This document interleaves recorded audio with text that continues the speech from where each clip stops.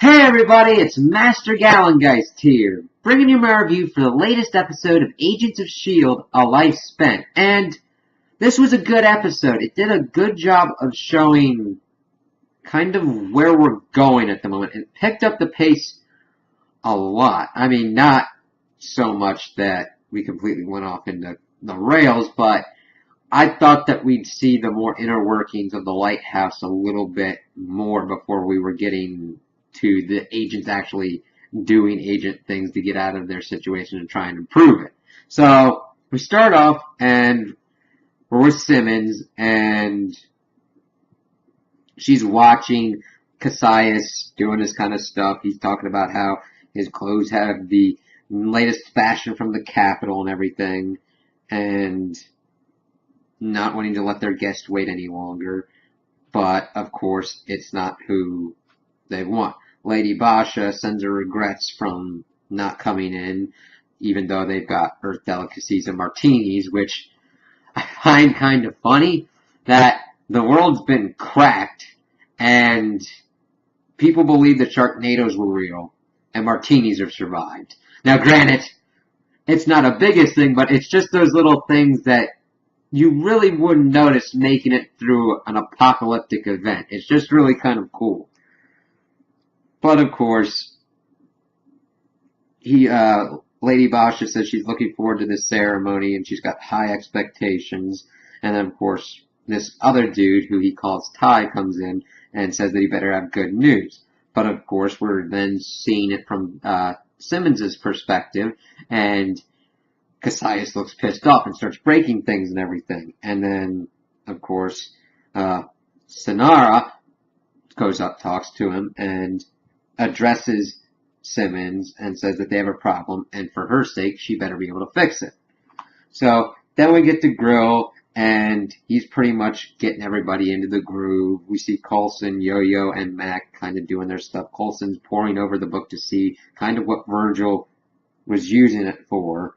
And, of course, Yo-Yo and Mac are saying, I'm going to keep here and everything.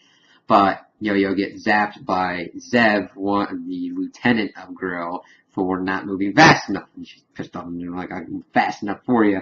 And, of course, Mac then goes off, gets a bar, and is like going after Grill, but gets stuck under the doorway, saying that stuff doesn't fly. And of course, he gets zapped by Zev and all that, and we're thinking, okay, Mac wasn't thinking that through. But, of course, we find out later on that he kind of was. So, then we get to Deke and Daisy, and he's like, where are you going off? What's going on here? And she's trying to hook back up with her friends and everything. And he's trying to make her come to terms with what she's done to the Earth, bringing up the whole multiverse theory, quantum mechanics, quantum physics, and all that there's an infinite number of parallel universes and everything, and then you might not have done it in yours, but it happened in mine. And then she slaps him going, all right then, which universe did that happen in, yours or mine? So it was kind of cool to get a kind of little chunk to kind of understand what's going on here. It wasn't over the top. It was just a good explanation to kind of figure out, okay, we're in a possible future. Of course, if you're into this kind of thing, you're kind of already thinking about that, but I applaud them at the job of just distilling it into its basic quantity and being able to explain it pretty well. So, of course, after that, he's seen that things have gone on. He learns about a renewal, that 3 people have died, but then, of course, telling her to not freak out. None of her friends were hurt, and she's trying to figure out where they would be now, and he's going, well, I don't know, probably with Grill, because he had one of the deaths was a vacancy for him, so he would need people. So, of course, she's going off to go try and find him and see what's going on. So we get back to Yo-Yo and Mac, Yo-Yo berating him for doing something stupid, and of course he's like, I didn't do it for you, I did it for Recon. I looked into the office to see that they had this scroll in there, and a gun in there, and they're like, you're not supposed to have weapons, that's kind of weird. So of course, we see Tess and May coming back, and Grill wants them to go on a run, so they're going to need a few crushers, so Grill gives her Mac and Coulson to go do that. And so then we get back to Simmons, and the Sonara woman turns off the device in her ears, and we're introduced to Ty and this girl. And it's like, you good luck, I don't know what to do. And we are introduced to Abby, who's having seizures and everything, and she's evidently trying to figure out what's going on with them. Gemma tries to touch her, and her hand phases through her. And she's like, whoa, that's kind of big. And she goes, yeah, it's only been happening since Terran Genesis. And they're like, oh, she's human. And she wants to be ready for the ceremony, and don't know what'll happen as she kind of continues to seize. So then we get to Yo-Yo and Daisy. Daisy getting the rundown that everybody is pretty much, except for her, in indentured servitude at this moment. And that in order to get up to where Simmons is at, she's probably going to need that scroll. So they kind of come up with a plan to get it. And of course, Daisy kind of goes off and everything, so that she doesn't get caught. And we see that Grill's talking with his lieutenant Zeb, saying that he thinks that Virgil was skimming on him and that these people are taking up their racket, so he's sending Zeb to go along on the trawler run to keep an eye out to make sure they don't steal from him. So then we get to the trawler crew. Tess is going in. We see that we get a nice character moment with her because she opens up the airlock to get down to the trawler, and we see this kid Flint, and she tells him to clear out because they have to go on a trawler mission. And he's like, well, I thought you said that I could crash here. And she's like, not when things are going on, so get on out.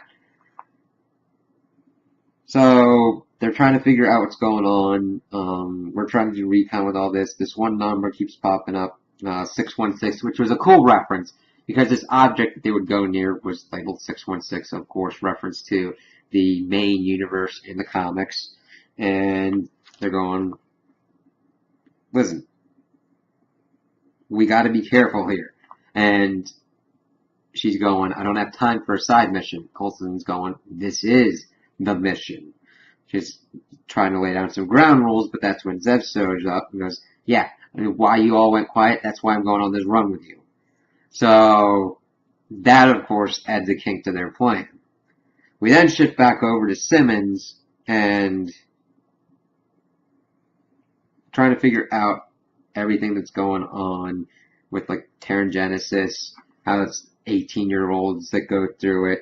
She was lucky, and that her family will be rewarded.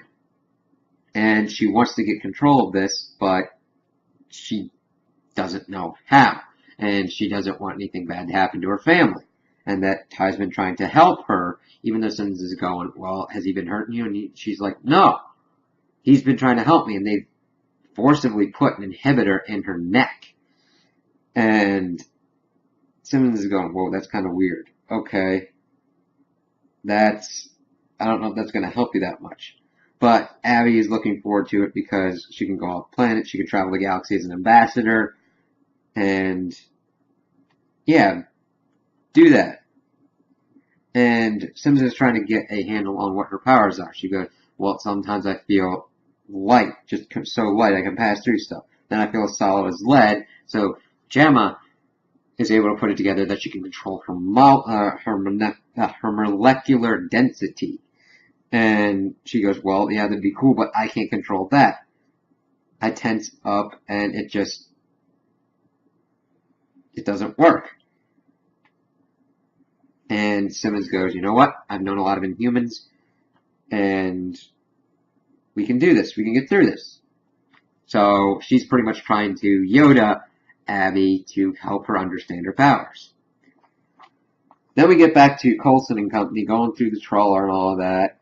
Max getting screwed over by Zev just so that way they have enough time to figure out what's going on. So they're looking.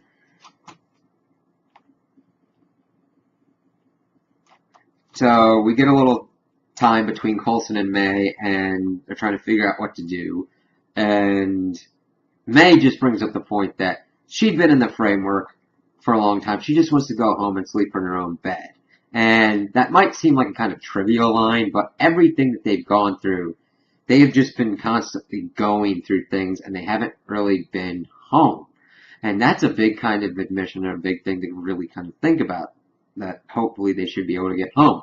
Coulson's going, listen, we might not be able to make it back. Hopefully we can help these people. But May's saying that that's more fatalistic than being pragmatic. So, let me see here.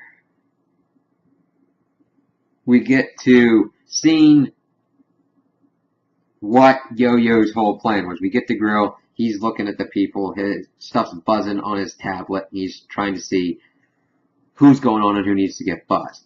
So he's thinking that Yo-Yo's metric is off the fridge because every time he looks at her, she's still there. So he takes out her metric to kind of fix it, and then of course she uses her powers to get the scroll and get it to Daisy and get back before she's seen. So Daisy can go off and do her thing, and then they put the metric back into Yo-Yo, and she's good to go. Coulson is trying to figure out what's going on, and he's looking at the Earth, held up to the model, and Tessa's going, yeah, Virgil really wouldn't go anywhere without this on a flight. He'd actually delayed us for an hour to get it. And Coulson goes, you don't delay an hour just for a keepsake. And then he pops it open and there's a missing knob. So they open what it opens to and there's like a radio there. And Zev, of course, goes that they're busted. So he gets them all hooked up. And May, of course, is the only one not tethered to anything. So she hits a rock and kind of bounces him off. They do a pretty good, cool scene, and Mac breaks the remote and then punches him out and goes, you guys look kind of stupid like hungry, hungry hippos. And Coulson goes, well, I thought we were looking cooler than that. And Tessa's freaking out because she's going, well, we've fought against a superior. This is not going to end well. So then we get back to Simmons doing her Yoda thing, and they're trying to get Abby's hand to pass through a glass pitcher. She is unable to do it and gets ticked off and smacks her fist into the floor and breaks it. So Simmons goes, okay, I understand. Anger kind of helped you channel it, made you tense up, and kind of did that. All right, so let's kind of try it this way. She goes kind of a bigger concept. She goes into how molecules, protons, neutrons, electrons, there's space, like the stars. So I want you to think of everything in your body like stars. That way she can understand space and just get that kind of floaty kind of feel. And she's able to pass her hand into the pitcher, and she goes, I've never been able to hold it this long. But of course, as she does that, her hand pops back to regular density and shatters it. Now granted, she doesn't get injured from that, so that's a pretty good power to have. And of course, they're thinking, all right, in a few months you'll be able to do it and everything. And of course, Cassius and the rest come in saying, oh, hopefully she'll be able to do it. So I'm looking forward to your performance. And of course, Gemma's objecting. Cassius tells her silence.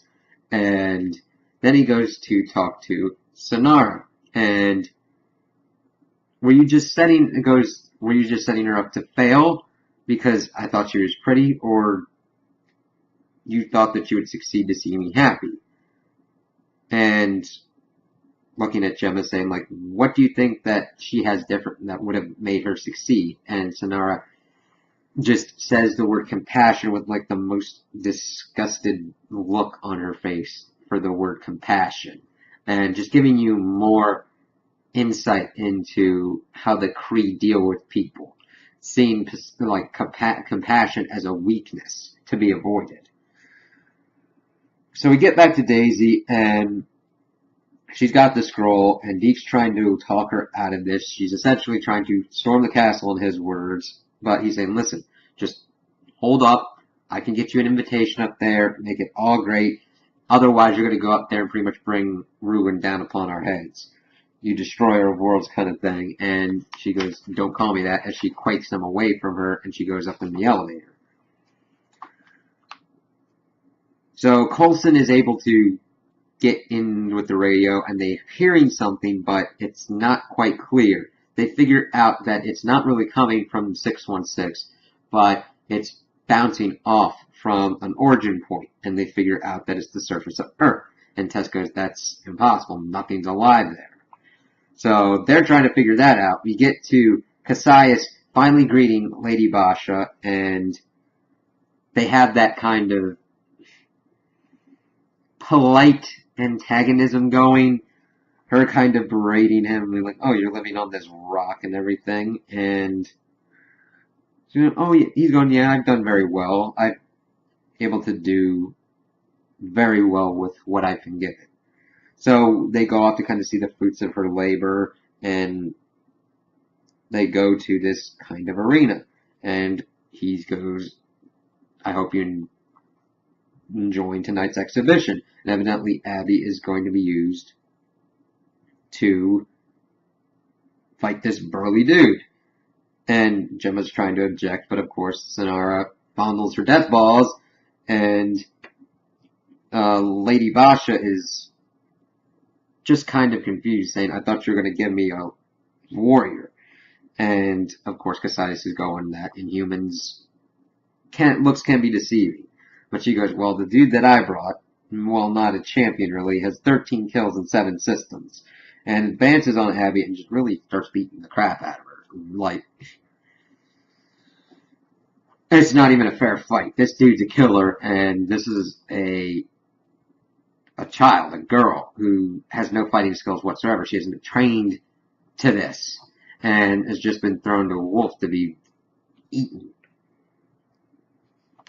And Gemma's kind of watching, horrified, as Abby's trying to crawl away and like banging on a door to get out. Then we get a little interlude where we see Daisy pretty much trying to sneak through this plant place to get to other elevators to get higher up. We then switch back to Abby, pretty much hurt, and she then looks at Simmons, and Simmons mouths, think of the stars. And of course, Lady Basha gives the sign for her champion to kill Abby, but of course she stands up and is able to focus herself, and we get a really cool scene where the dude tries to punch her, but she has focused her density so much that he hits and it breaks his arm, and it's just nasty how they've done it. And he goes, what the hell is going on?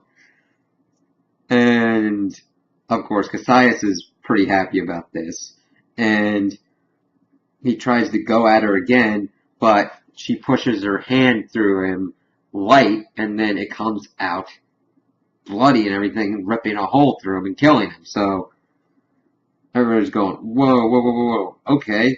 And Cassius looks pleased, going, alright, that's cool. So then switch back to where Coulson and co. are dealing. Zev's yelling at them and all that. Tessa's trying to get them to throw him out, because it's either him or them. Max, of course, saying that S.H.I.E.L.D. lives by a different code and is not going to go to your twisted worldview. But of course, while they're talking, Zev cuts the fuel line and they have to book it back to the lighthouse, otherwise they wouldn't be able to get back.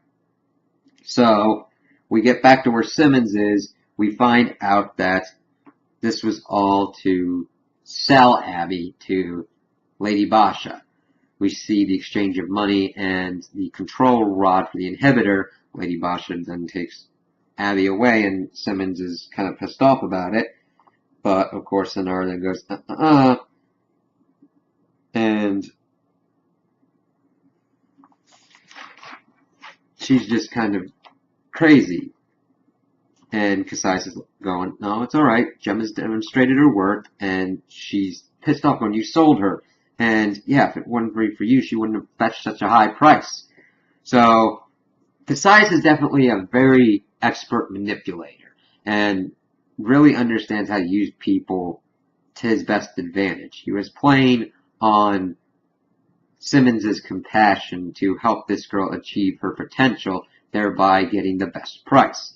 So hopefully Simmons can understand that and potentially be able to work up her own kind of way to either get Cassius to become better or get her way to take down his reign completely and take him out. Because, let's face it, Cassius believes that she is a weak, compassionate fool who doesn't have the guts to do what needs to be done, which we all know is not the case. Simmons herself is expert at presenting the meek facade to later then take people out. So I'm really looking forward to how she's able to take this situation to her advantage. So we get to Daisy doing her thing, getting to the elevator, but of course it screws her over. Two Kree get in the elevator and she's trying to hide up in one of the lights, but of course her hands slip and her shoes slip. And they look up and we get this really cool fight scene. And it's a same kind of cool fight scene that we've seen, but once you're looking at it and you're going, this is Daisy. We've seen her from season 1 and just seeing her combat prowess that she's taking out these Kree soldiers who are stronger than humans with, well, granted, not complete ease, but just seeing her be able to do this was a really cool character moment for her as she's doing these flips off of the walls and all that, and she takes one out but then gets punched, but is able to get around and then quake the crap out of the one dude and just keep going on. So we get to Grill pretty much lambasting everybody for the mutiny and everything, and Tess is trying to take the fall first, but Yo-Yo then goes, well, if Zev's talking about contraband, he's got contraband. And Grill searches him and finds a gun on him. So evidently Yo-Yo also took a gun out of the office while her metric was out and planted it on Zev. And they needed to pretty much do this to get off their tails and all that. And of course, the consequences are not pretty, and he's going to report Zev to the Overseer himself. Max seems very disturbed by this, but to be fair, this was the only way for them to get out. You kind of have to understand this essential prison's rules and figure out your way to get through them in order to get out.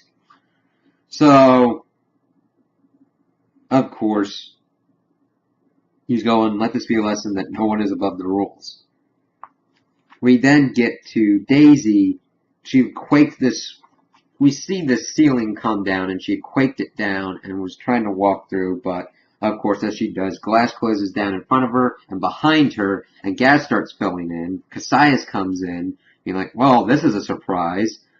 And Deke comes in and saying, this is the weapon of mass destruction, Quake, the destroyer of worlds. And he goes, how is this possible? And that's not really important. The important thing is she's yours now. And Daisy's going, I swear I'm going to kill you. And he goes, sorry, sweetheart, I'm just playing the long game. Now, up until this point, we have seen that Deke usually is just playing to save himself. Now, granted, I don't think that's the only thing. He's playing the long game. I believe that he sees an opportunity in having Daisy at this kind of level with Cassius. I think that he is trying to institute a plan that could potentially do some kind of repercussions, either having him on top or trying to help the humans. I don't believe it's completely for financial reasons. Just the way he said, I'm playing the long game. We don't know that much about his character, and I believe his long game is different than the surface appearance that we have at the moment. So that's an intriguing bit that I hope that they explore fully. We then kind of end the episode on Coulson waking up, and evidently everybody's been doing shifts trying to get a better signal coming from Earth. And it just so happens once he came in to take over the ship, we hear this dude's voice asking for Virgil, telling him to come in. We haven't heard from you in 3 days. Have you secured the delegation? Coulson going, that's who we are. These people know we're here, and they know why we're here. And that means that they're out there. We have to find a way up to the surface. And, of course, Tess is going, listen, nothing survives on this surface. That's where they send you to die. Which, of course, we then get the last important scene of Zev on the surface. That there is some kind of atmosphere still in place on the surface is really kind of intriguing, because that would mean that there would have to be enough gravity and enough I don't know. You'd have to either have advanced technology or enough of the Earth has survived for a rotational kind of thing to go on in order to keep gravity on there and to keep an atmosphere on there. So I hope that they dive into that. So Zev's on the surface, and then we hear the Varel Nexian screeching, and then he gets surrounded, and we then kind of hear screams going on.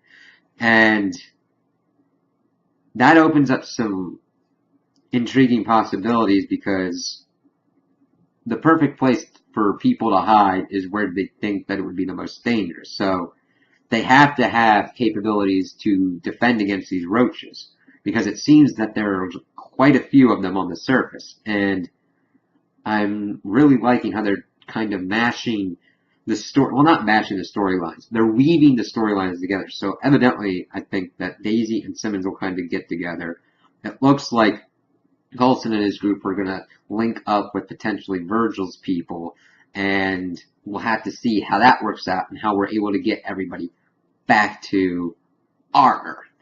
So, those are my opinions on the episode. Tell me what you guys think in the comments below. If you liked it, if you didn't like it, if you agree with me, if you disagree with me. Also, like and subscribe, and I hope you have a good day.